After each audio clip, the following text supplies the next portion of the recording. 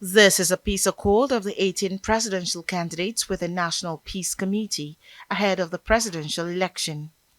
But the peace meeting started with a disagreement that initially threatens the takeoff of the party. Shortly after the gathering was called to order, Omoyele Sowore objected to smaller parties being pushed behind in every peace meeting while the bigger parties are given the front row. He insisted that the seats should be allocated in alphabetical order for equity and justice. No, sir. We have an important observation, and this was the result. Parties are in alphabetical order. Here, as you did the last time, you put the big parties in front and relegate us to the background.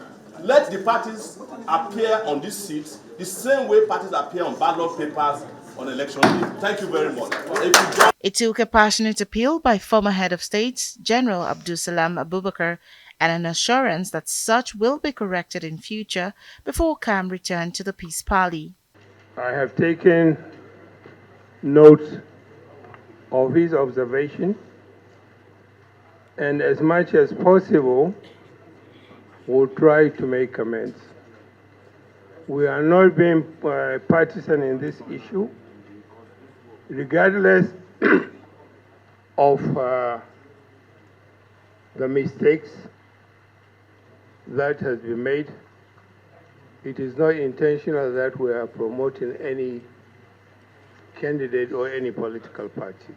The former head of state, in his opening remark, pleads with the candidates to put the nation first as they go into the February poll, bearing in mind that governance is only possible in an atmosphere of peace.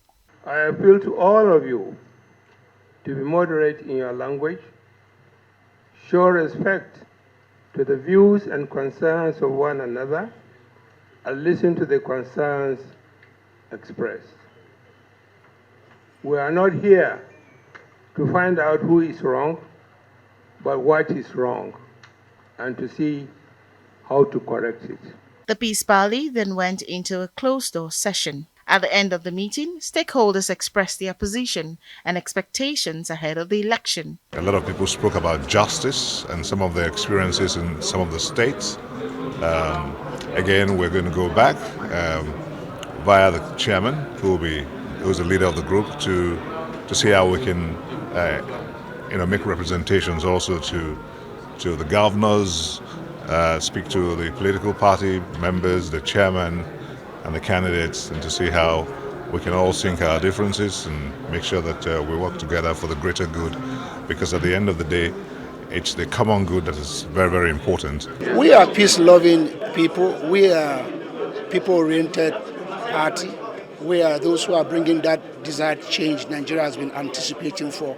So we are taking the lead in ensuring that peace prospers as we foster freedom and prosperity for this dear nation.